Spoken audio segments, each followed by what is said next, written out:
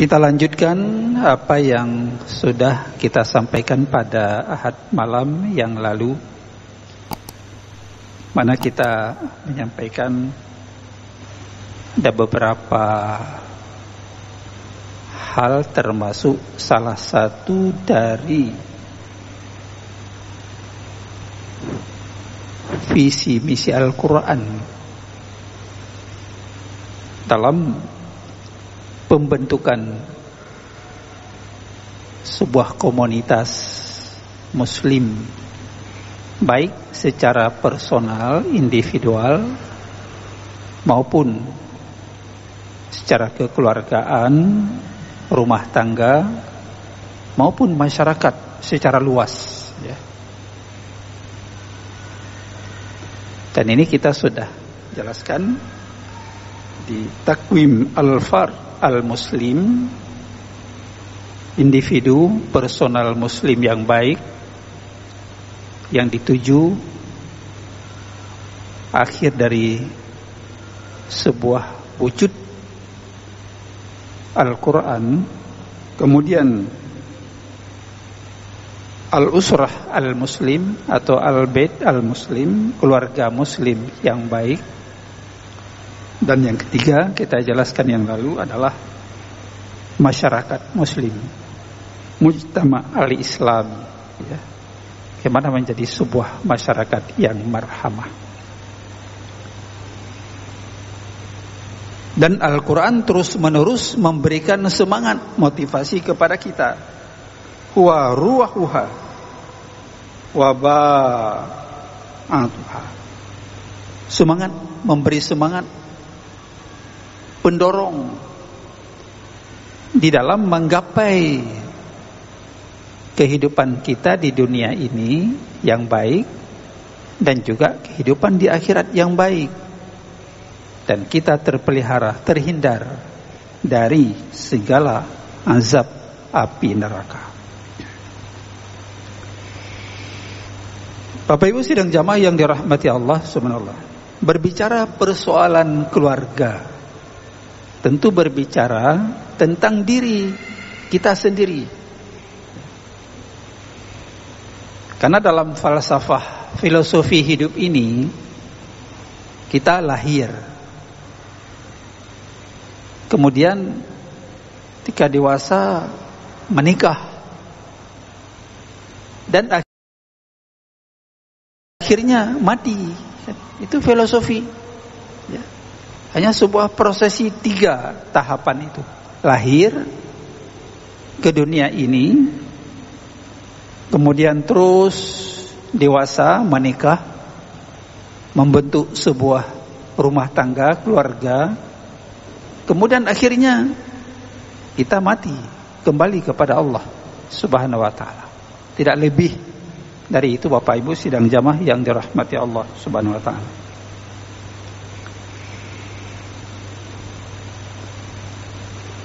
Keluarga adalah salah satu mata rantai kehidupan yang paling esensial dalam sejarah peradaban manusia ini. Semua ini kan terbentuk, ada masyarakat kan dari keluarga-keluarga, ya. Jadi keluarga ini merupakan sentra, ya, dalam pembentukan sebuah mujtama al-islami secara luas, ya. Makanya keluarga itu penting, ya. Harus kuat, ya. Mempersiapkan secara matang, ya, sehingga menjadi sebuah keluarga yang tangguh, harmonis, ya. Keluarga yang bahagia, ya. Membangun, kalau kata Rasulullah, baiti jannati, rumahku surgaku. Tentu kan tidak mudah Bapak Ibu sekalian membangun sebuah surga di dunia ini. Banyak tantangan, banyak problem, ya. Kita membangun sebuah mahligai, ya. Sebuah istana yang megah, yang di situ nyaman, memberikan ketenangan. Ya. Inilah apa yang dikatakan oleh Rasulullah. Bagaimana kita membentuk sebuah rumah atau keluarga yang jadi mahligai, ya, istana, di sebuah tempat singgahan, pelabuhan yang memberikan segala kepuasan batiniah dan lahiriah pada penghuninya di dalam. Sulitnya membangun ini karena di dunia ini banyak tantangan, banyak persoalan, ya, tentang ekonomi, penghasilan, pekerjaan, dan seterusnya. Ya. Maka disinilah diperlukan sebuah landasan keimanan, fondasi keimanan, ya, supaya dia kuat. Tanpa dilandasi oleh sebuah fondasi keimanan, maka dia akan cepat goyah. Ya.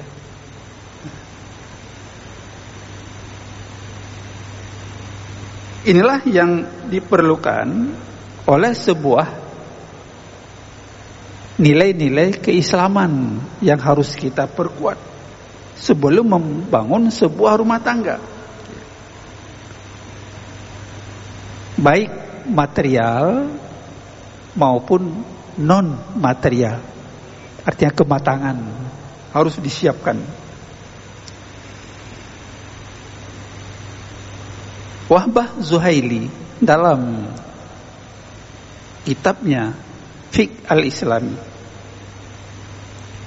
beliau mengatakan dalam juz ke-8 halaman 29, beliau menyebutkan rumah yang dihuni seseorang, yang dibangun dengan dana yang kecil, dana yang besar, tak hanya dimaklumi secara fisik, dipahami secara fisik, dimaknai secara fisik. Tidak hanya seperti itu.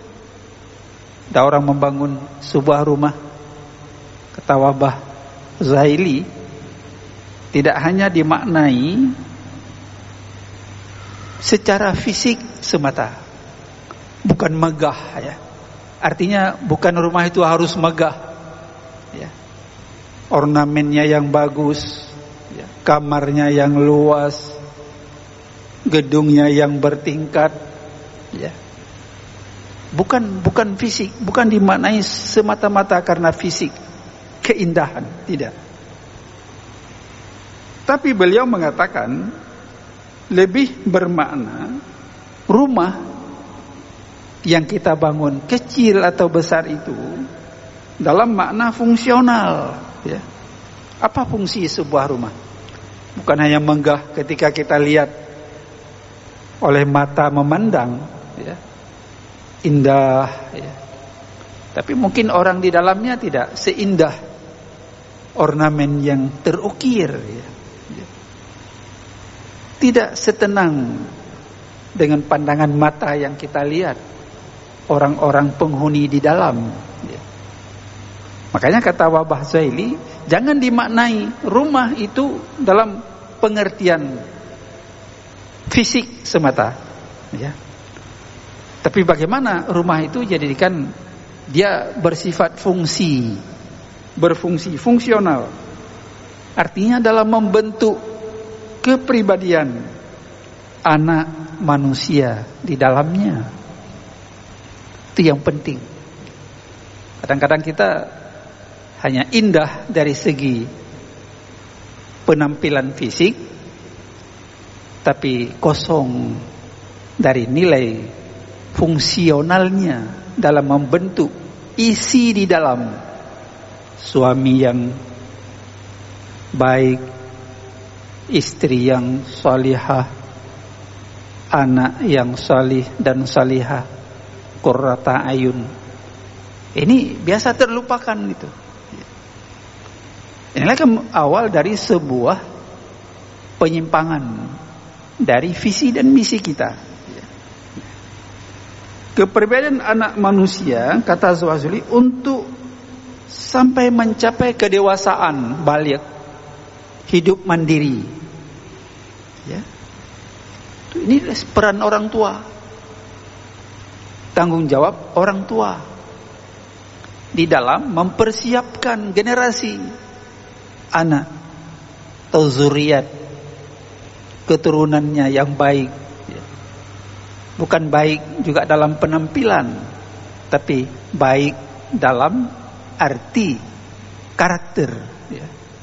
Karakteristiknya, akhlaknya, cara dia berkreasi, cara melakukan, cara bertindak dalam lingkup akhlakul karimah. Itu akan memberikan sebuah kepuasan batiniah dari setiap orang tua yang melahirkan anak itu. Bukan hanya mencapai semata kedewasaan seorang anak, tapi seorang anak itu harus dilandasi dengan nilai agama, ad-din. Ada nilai agama, ruh, semangat di dalam hidup berumah tangga ini. Apalagi kalau kita lihat tujuan syariat Allah turunkan ke bumi ini adalah kan 5. Hifzuddin, menjaga agama. Tapi kalau dalam rumah tangga siraman rohani,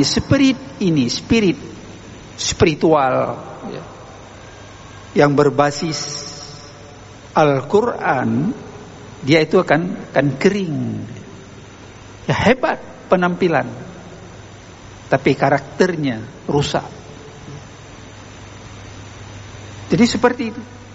Jadi pertama hifzuddin, kita jaga nilai agama ini. Hifzul mal, kita jaga harta yang kita berikan, kita bawa pulang ke rumah. Tentu harta-harta yang ridha Allah, yang halal, ya. Bukan yang batil, ya, bukan yang haram, ya. Kita jaga selektif. Nah, ini di sini kan semua peran daripada orang tua, ya, untuk menjaga ini semuanya, supaya nanti sampai kepada sebuah tujuan akhir, gaya, melahirkan generasi yang punya karakter, ya. Bukan hanya hebat, bukan hanya careng, tapi punya karakter yang berbasis Islami, syariat, berbasis Al-Quran. Kemudian hifzul akli, memelihara akal, ya. Karena kita isi anak kita dengan nilai-nilai yang baik, ya. Contoh-contoh yang baik, ya. Setiap hari kita tuntun dia, ya, kita ajak kepada yang baik. Jangan merusak akal, jangan merokok misalnya. Apalagi terpengaruh dengan yang lebih parah, ya, miras, sabu-sabu, dan seterusnya. Nah, itulah rumah tangga.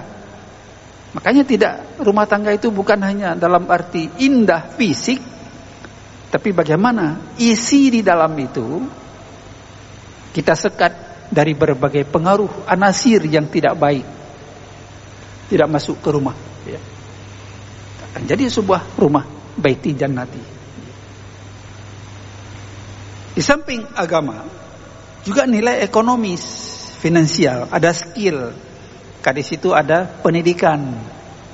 Kita beri anak kita dengan pendidikan, ya, sesuai dengan batas kemampuan, ya, keinginan yang dia pilih, ya. Itu kan skill, diberikan ilmu. Maka orang tua, kata Ali bin Abi Thalib, di antara warisan yang paling berharga kita berikan kepada anak kita adalah ilmu dan pendidikan. Karena itu skill. Dengan ilmu, seorang anak dia akan bekerja, ada skill, ada keahlian, rezeki itu datang. Tapi kalau kita berikan harta seberapapun, okelah orang tuanya banyak warisan, tapi kalau anak tidak amanah, tidak menjaga, boros, saya kira harta itu juga akan cepat habis dan hilang. Seperti itu. Makanya ilmu, pendidikan itu sangat penting ditanamkan, diberikan kesempatan pada anak-anak kita, sehingga dengan ilmu itu dia mendapatkan penghasilan, rezeki, dan keahlian yang dia miliki.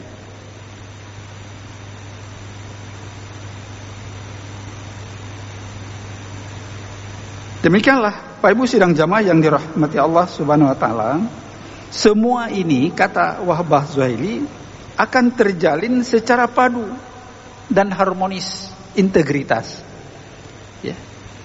Jadi fisik oke, membangun sebuah rumah yang indah, ornamen yang bagus, tertata dengan baik dan sebagainya. Tapi juga fungsionalnya jangan dilupakan. Pengisian dari sebuah rumah yang kita bangun itu. Pak Ibu hadirin kaum muslimin, inilah yang kita jelaskan yang lalu. Al-usrah, ada yang mengatakan al-usrah imadul bilad, biha tahya wa biha tamut. Ada juga dalam muqabbal lain al-mar'atu imadul bilad. Kalau ini al-usrah imadul bilad, biha tahya wa biha tamut. Keluarga itu adalah tiangnya sebuah negara. Memperkokoh. Kalau setiap keluarga itu baik, maka masyarakat akan baik, negara juga akan semakin kuat. Jadi keluarga itu tiangnya negara. Di situ kalau itu baik, dia akan hidup.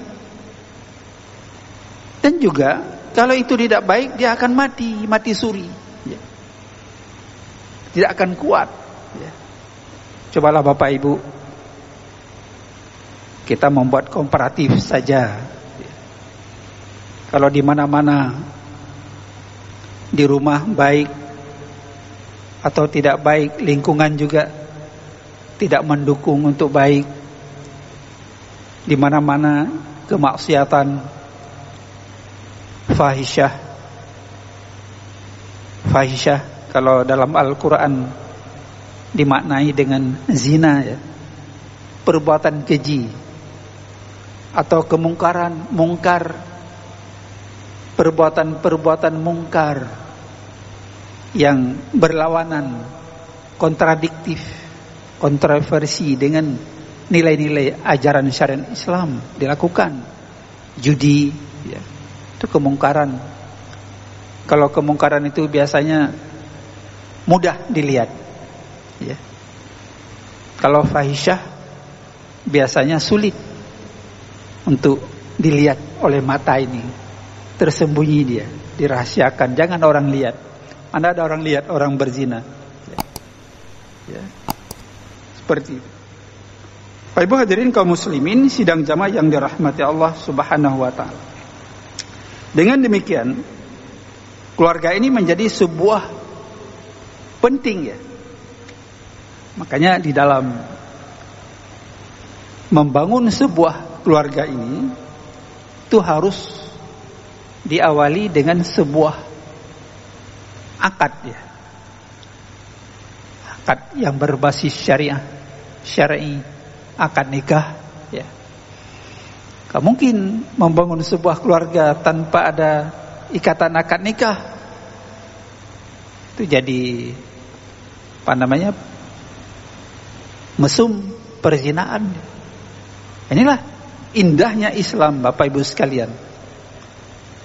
Indahnya ajaran Islam, syariat Islam yang Allah turunkan kepada kita sekalian ini. Disinilah hifzun naf, hifzun nasli.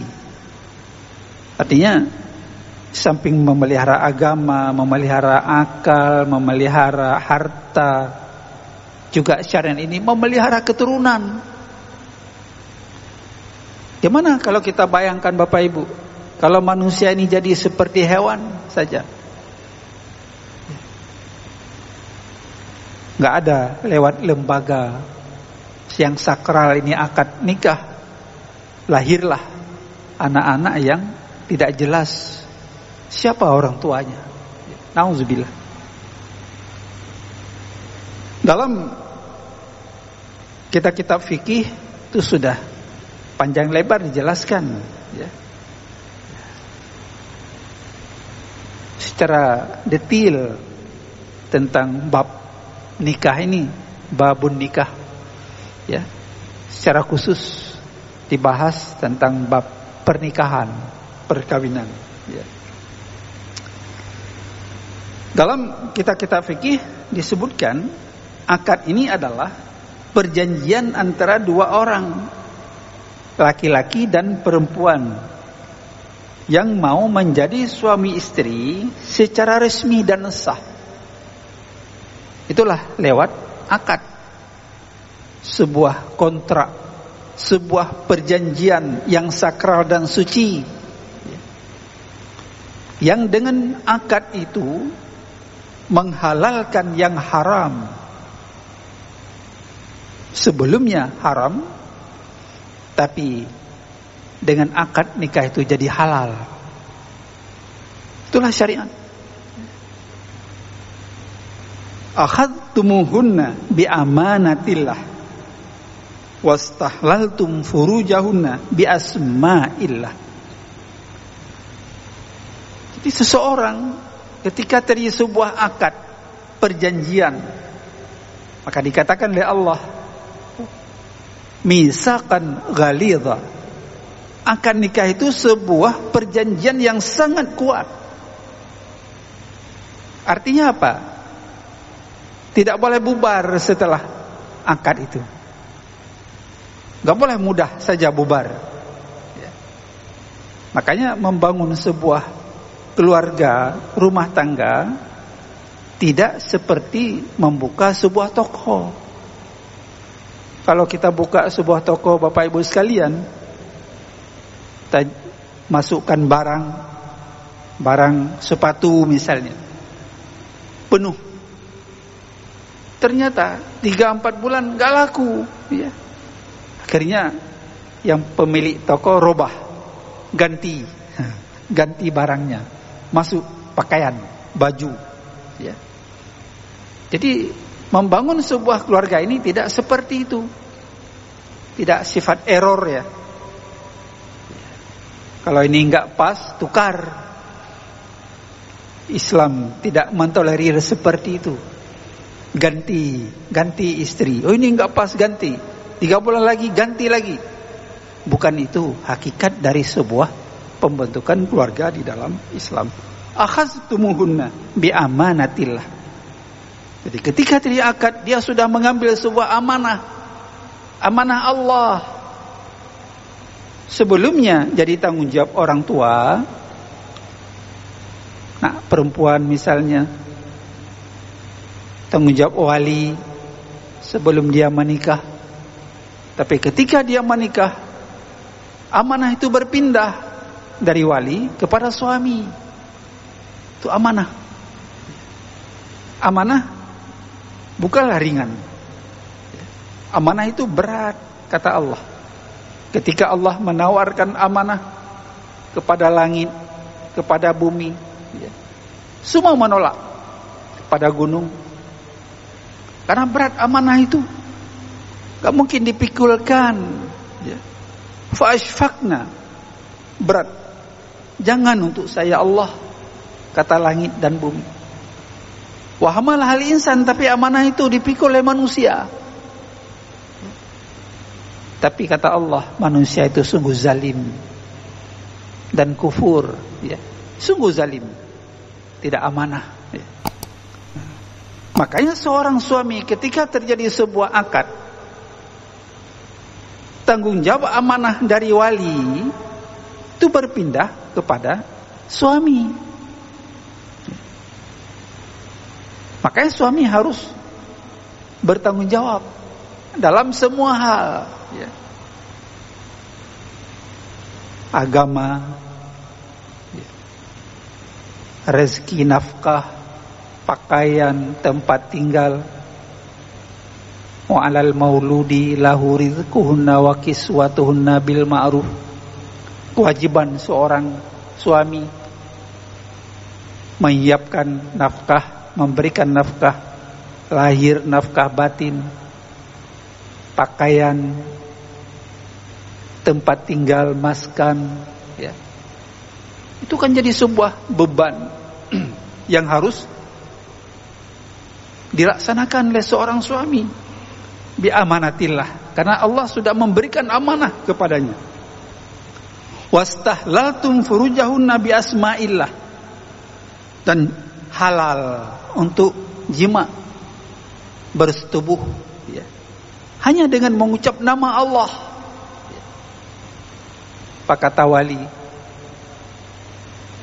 angkah tuka ibnati, saya nikahkan untukmu anak kandung saya yang nama ini untukmu, kan itu dengan mahar sekian, ya. Jadi kabil tu nikah diterima, ya, terjadilah sebuah akad. Itulah yang menghalalkan, itulah sebuah akad dengan nama Allah Subhanahu wa ta'ala, ya. Itulah Bapak Ibu sidang jamaah sekalian, indahnya syariat Allah yang Allah turunkan kepada kita sekalian. Syariat yang diturunkan ini bukanlah jadi sebuah beban yang menakutkan, tapi sebuah jalan pedoman hidayah yang memberikan sebuah kenikmatan dalam hidup dan kehidupan kita. Kalau ini semua kita jalankan, aman dunia ini, ya, tentram hidup, ya, nggak ada persoalan, ya, di antara satu dengan yang lain. Inilah yang kita jelaskan kemarin, getaran Al-Quran, dengan bahasa lain vibrasi Al-Quran. Ya, kalau kita selalu berpegang teguh dengan Al-Quran, dengan sunnah, kita membaca Al-Quran, memahami maksud dan isinya, terus kita baca di rumah, di masjid, di mana, ya. Ya, itu vibrasi Al-Quran, getaran Al-Quran itu akan terjadi pada diri kita. Kita jelaskan yang lalu, Umar bin Khattab radhiyallahu an, dia masuk Islam. Padahal sebelumnya sangat ganas membenci Islam itu. Tapi ketika dia mendengar Al-Quran dibaca oleh adiknya, surah Taha, ma anzalna alaikal Qur'ana litashqa illa tazkiratan liman yakhsha. Kami tidak menurunkan Al-Quran itu untuk menyengsarakan manusia ini, bukan. Al-Quran itu bukan untuk menyengsarakan manusia menjadi sempit hidup ini, menjadi susah, bukan.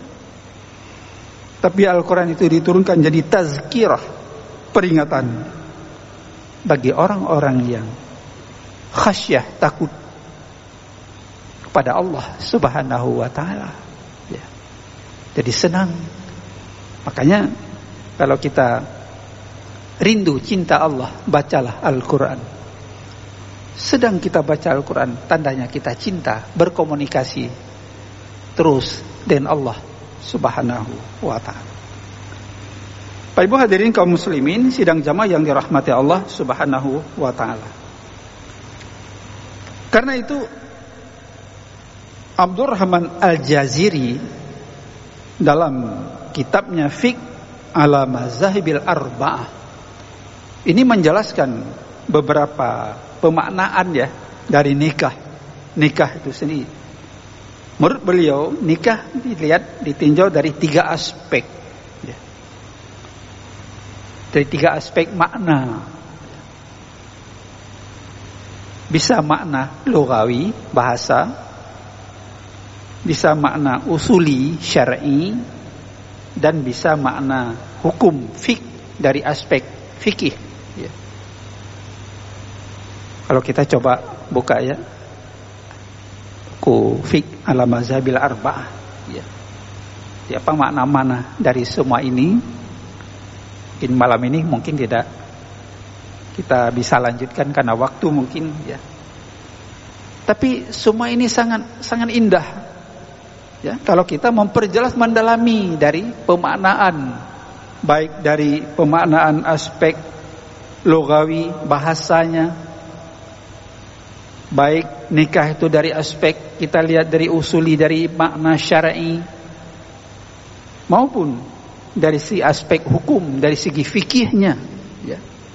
Tentu sangat memberikan sebuah pemahaman yang luas kepada kita sekalian. Kenapa ini semua Allah atur di dalam syariat Allah dan sunnah Rasulullah sallallahu alaihi wasallam. Bapak Ibu hadirin kaum muslimin, sidang jamaah yang dirahmati Allah Subhanahu wa taala.